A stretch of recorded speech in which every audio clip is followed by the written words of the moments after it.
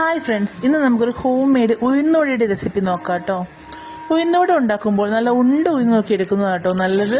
പരിപ്പായിട്ട് എടുക്കുന്നതിനേക്കാൾ രുചി കൂടുതലായിട്ട് എനിക്ക് തോന്നിയിട്ടുള്ളത് ഈ ഉഴുന്നായിട്ട് എടുക്കുമ്പോഴാണ് കേട്ടോ.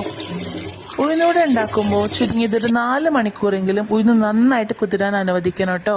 ഇങ്ങനെ അനുവദിക്കുമ്പോഴാണ് വട ഉണ്ടാക്കുമ്പോൾ വടയ്ക്ക് നല്ല സോഫ്റ്റ്നെസ്സും പിന്നെ നല്ല ക്രിസ്പ്നെസ്സും എല്ലാം തോന്നും. ഞാനിവിടെ തലേന്ന് കേട്ടോ കഴുകി വെള്ളത്തിലിട്ട് വെച്ചിട്ടുള്ളത്. ഈ രാവിലെ ആ വെള്ളമെല്ലാം നന്നായിട്ട് വാർത്തിട്ട് വെള്ളം ഒട്ടുമില്ലാതെ നല്ല മയത്തിൽ കട്ടിയിൽ അരച്ചെടുക്കുക കേട്ടോ. എന്നിട്ട് അതൊരു പാത്രത്തിലേക്ക് മാറ്റി വയ്ക്കാം.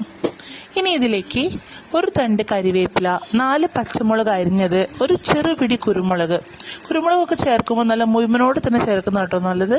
അതാകുമ്പോൾ ഇങ്ങനെ ഇടയ്ക്കൊക്കെ കടിക്കുമ്പോൾ നല്ല രുചിയുണ്ടാവും. ഇനി ആവശ്യത്തിന് ഉപ്പും കൂടെ ചേർത്ത് നന്നായിട്ട് കുഴച്ച് മാറ്റി വയ്ക്കുക. എനിക്ക് ഉഴുന്നുവടയ്ക്ക് നല്ല ബെസ്റ്റ് കോമ്പിനേഷനായിട്ട് തോന്നിയിട്ടുള്ളത് ചമ്മന്തിയാണ് കേട്ടോ. അപ്പോൾ ഞാൻ ചമ്മന്തി ഉണ്ടാക്കുന്നത് എങ്ങനെയാണെന്ന് പറഞ്ഞുതരാം. ചിരകിയ തേങ്ങയിലേക്ക് 4 പച്ചമുളക്, കഷ്ണ ഇഞ്ചി, 4 ചെറിയുള്ളി, ഒരു 2 കരിവേപ്പില, കുറച്ച് ഉപ്പ് ചേർത്ത് നന്നായിട്ട് അരച്ചെടുക്കാം. പുളിക്ക് വേണ്ടിയിട്ട് ഞാനിവിടെ നാരങ്ങ നീരട്ടോ എടുത്തിട്ടുള്ളത്. വലിയ നാരങ്ങയാണെങ്കിൽ പകുതി മതി, ഈ ചെറുതാണെങ്കിൽ ഒന്ന് മുഴുവനോടെ തന്നെ എടുക്കാം. എന്നിട്ട് ഇതൊന്ന് ചതച്ചെടുക്കാം. നാരങ്ങയുടെ കുരു വീഴാതിരിക്കാൻ ശ്രദ്ധിക്കണേ. നന്നായിട്ട് ചതച്ചെടുത്തിട്ട് ഇതൊരു പാത്രത്തിലേക്ക് മാറ്റി കുറച്ച് വെളിച്ചെണ്ണ ചേർത്ത് നന്നായിട്ടൊന്ന് ഇളക്കി യോജിപ്പിക്കാം. അപ്പോൾ ചമ്മന്തി റെഡി ആയിട്ടോ. ചമ്മന്തി റെഡി ആയാലും ഒട്ടും സമയം കളയാതെ നല്ല ചൂടോട് കൂടി വട നമുക്ക് പൊരിച്ചെടുക്കാം കേട്ടോ. അതിനായിട്ട് ഒരു ചീനച്ചട്ടി എടുത്ത് വെച്ച് അതിനകത്തേക്ക് വെളിച്ചെണ്ണയോ ഓയിലോ ഒഴിച്ചു കൊടുക്കാം. ഇനി നമ്മൾ കൈ നനച്ച് വേണം മാവ് എടുക്കാൻ. കൈ നനച്ചിട്ട് മാവ് എടുത്തിട്ടില്ലെങ്കിൽ മാവ് കയ്യിലെല്ലാം ഒട്ടിപ്പിടിക്കാൻ സാധ്യതയുണ്ട്. അപ്പോൾ നമ്മൾ നനച്ചിട്ട് വേണം മാവ് എടുത്തിട്ട് ഒരു ഉണ്ട കയ്യിൽ വെക്കുക.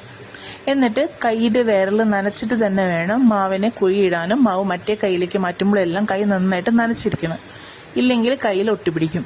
ഇനി നമുക്കിത് ചൂട് എണ്ണയിലിട്ടിട്ട് മറച്ചും തിരിച്ചും ഇട്ടിട്ട് നന്നായിട്ട് വറുത്ത് കോരി വയ്ക്കാം.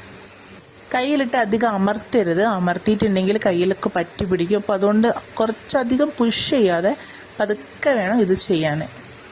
ഉഴുന്നുവടയൊക്കെ പൊരിക്കുമ്പോൾ ഒരു തവണ പൊരിച്ച് മാറ്റി വെച്ചത് വീണ്ടും എടുത്തിട്ട് ഒന്നും കൂടെ പൊരിച്ചാൽ നല്ല ക്രിസ്പ്നെസ്സും നല്ല മൊരിച്ചിലും എല്ലാം കിട്ടും. അപ്പോഴാണ് കുറച്ചുകൂടി 2 തവണ ഡീപ്പ് ഫ്രൈ ചെയ്യുന്നതാണ് കുറച്ചുകൂടെ നല്ലത്. ഞാനിവിടെ 2 തവണയായിട്ടാണ് ഡീപ്പ് ഫ്രൈ ചെയ്തിട്ടുള്ളത്.